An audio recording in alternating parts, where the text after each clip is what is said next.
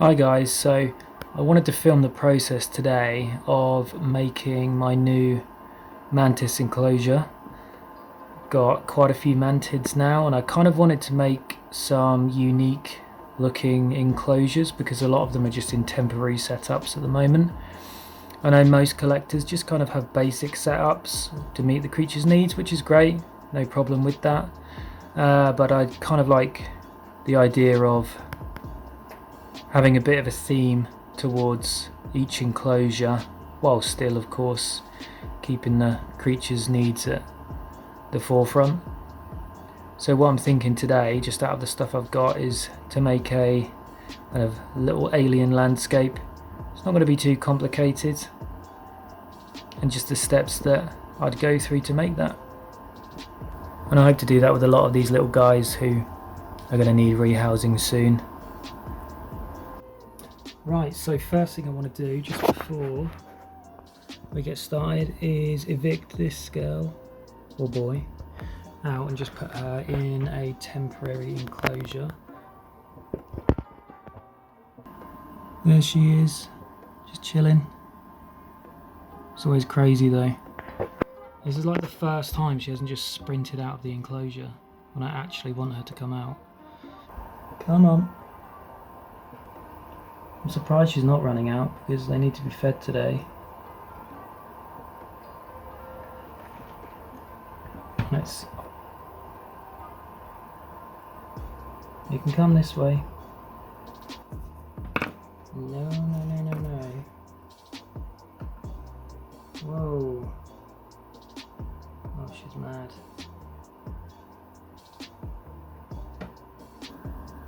You chill and clean yourself. You'll get a new home soon. So I'm going to try and keep this dirt just because it's got springtails in it and it's already a little bit aged, so I might as well reuse it. So I'd hope to rehouse a lot of my mantises a bit earlier than this, and annoyingly I didn't put a drainage layer in this one.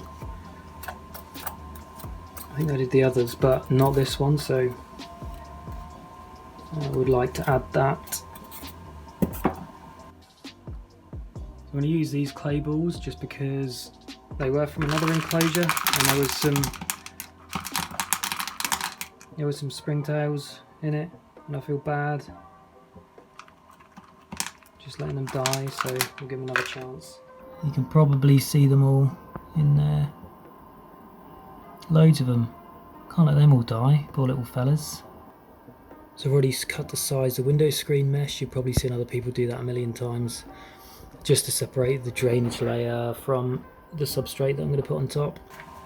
So let's reuse the previous substrate,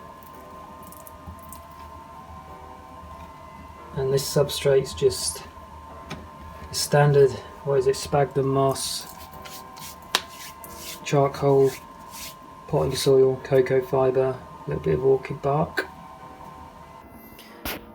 So I've got a little box here that just has cool little accent points for any terrariums that I might want to build in the future, or enclosures, and I really want to make something with these, which are, I think they're poppy seed pods, but they look kind of cool and alien, so I reckon that'll look decent with a mantis. I've got one on the ground, one kind of leans against the corner, but I do want one to just stand independently, but the problem is it's just going to keep falling over, so I think I'm going to have to glue something to the bottom of this to make it stand up.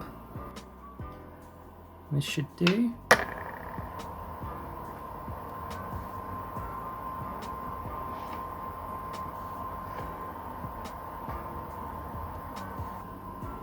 So whilst I wait for this to dry, just so you know, these seed pods, they did just come out of the garden, but I have boiled them and baked them as well because I'm just really paranoid about anything nasty being on them. So they should be completely sterilised now, I hope. I've tried to boil stuff before, but I did find that mould just started to grow on the stuff afterwards. presumably because it's still wet. Might have been a thing to do with the airflow though, because I just keep them in a container, so I guess there's no airflow so the mould starts to develop. But I figured if I boil them and then bake them afterwards, it's kind of doubly sterilised and it dries them out completely, so hopefully no mould will be growing. So I felt like it needed a little bit more, so I've just put some pine at the back just to give sort of a bushy effect. I really want to keep with sort of a weird alien looking landscape, because I'm probably going to put an alien head mantis in here when I get him. This will be a good home for someone in the meantime. But there's not many hanging spots in here. They might hang from the pods possibly, but I'm going to remedy that in a second. So I think for now we're going to rehouse this little guy, which is Pseudocreobotra wahlbergi. He hasn't got a name yet, I just call him Spiky Boy because he's looking pretty spiky. But he's still quite small, so as it's not the biggest enclosure, I think it'll be a good fit for him. Like I say, this was just kind of a temporary one, and he doesn't seem to really hang much from the branches regardless. He just chills out on the side, so he'll probably do the same in the new one. Here he is, just chilling out, doing a little dance. Gonna dance for us, mate? Come on, Spiky Boy. Can I get him from the front? Are you gonna be...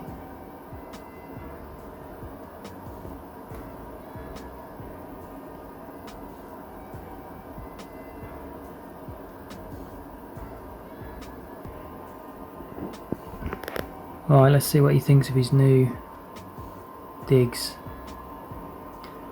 You wanna go check him out, mate?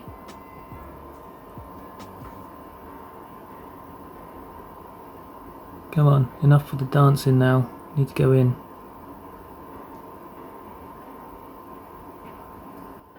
I'm hoping he doesn't try and get inside it. He's too big, so I don't think there's any danger of that, but...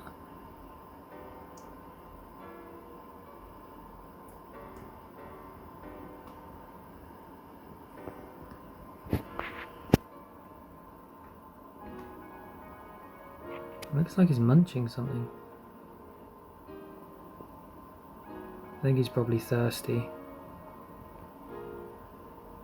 Does need a water and a feed.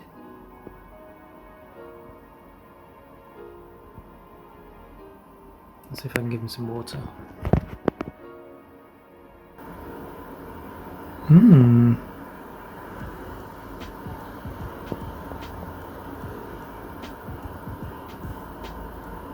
He is thirsty.